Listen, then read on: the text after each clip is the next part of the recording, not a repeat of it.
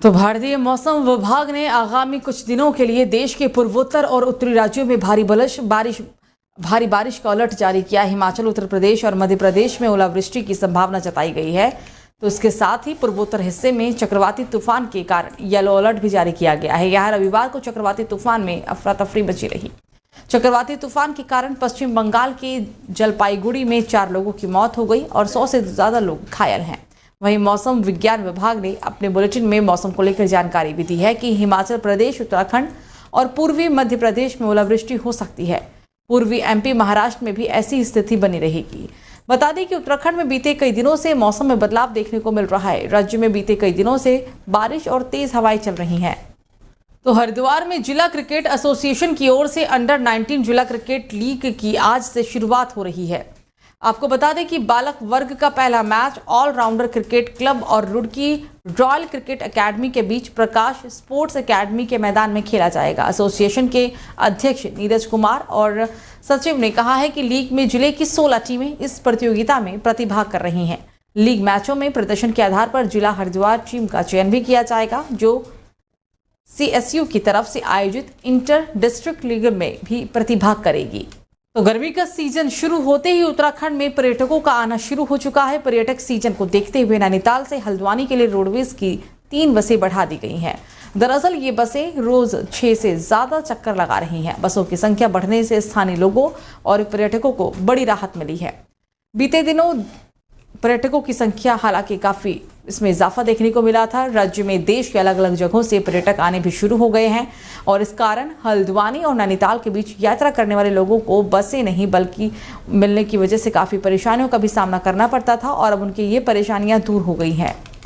तो पूर्व CM doctor Ramesh Pokhriyal Nishank ने मसूरी में पत्रकारों से वार्ता करते हुए कहा कि इस बार मोदी सरकार 400 पार के नारे के साथ लोकसभा चुनाव 2024 के मैदान में उतर चुकी है और जनता के सहयोग से इस बार 400 से कई अधिक सीटें जीतकर नरेंद्र मोदी तीसरी बार देश के प्रधानमंत्री बनने जा रहे हैं। उन्होंने कहा कि पीएम नरेंद्र मोदी विजनरी और मिशनरी लीडर है और यही कारण है कि आज भारत देश दुनिया में अर्थव्यवस्था की पायदान में 5वें नंबर पर है और लगातार तीसरे नंबर पर आने के लिए काम भी कर रहा है।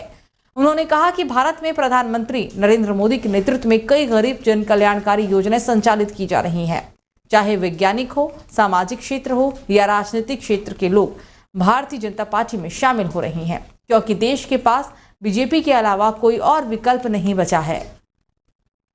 देखिए, जो पूरे देश के अंदर वातावरण है और जिस तरीके से पार्टी ने कहा कि भाजपा 400 पार, अब की बार 400 पार, तो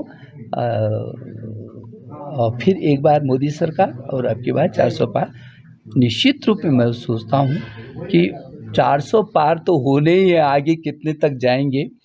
वो जो एक सुनामी का एक बिल्कुल ऐसा तूफान है, तो कोई पार्टी खड़ी भी नहीं हो पाएगी इस समय। उसके 2-3 कारण हैं। एक तो इस देश को बहुत लंबे समय के बाद अटल बिहारी वाजपेयी जी के बाद ऐसा नेतृत्व मिला है नरेंद्र मोदी जी के रूप में, जो विजनरी है और जो मिशनरी है, जो अंतिम छोर के व्यक्ति की चिंता करने से लेकर, आप सोचे कि जो आदमी लाल किले की प्राचीर से शौचालय की बात करता होगा कि मेरी माँ बहनें आज भी खुले आसमान में शौच के लिए जा रहे हैं, तब तक आज़ादी नहीं समझूंगा मैं। वहाँ से शुरू होता है और आज पूरी दुनिया में हिंदुस्तान एक महाशक्ति के रूप में उभर करके आ रहा है। तो उत्तराखंड में बीते कई दिनों से मौसम में बदलाव देखने को मिल रहा है। गर्म हवा और तेज धूप के साथ ही हल्द्वानी में लगातार दूसरे दिन तापमान ने कई साल के रिकॉर्ड तोड़ दिए हैं। बीते रविवार को हल्द्वानी का तापमान 36.3 डिग्री पहुंच गया, जो पिछले 15-16 सालों में सबसे ज्यादा था। हल्द्वानी का न्यूनतम तापमान 18.2 डिग्री सेल्सियस रहा, जबकि मुक्तेश्वर का अधिकतम तापमान 21.4 डिग्री और न्यूनतम तापमान 9 डिग्री सेल्सियस रहा। इससे पहले 31 मार्च 2021 को हल्द्वानी का अधिकतम तापमान 36 डिग्री पर आ गया था। हालांकि इस बार ये और भी ज्यादा है।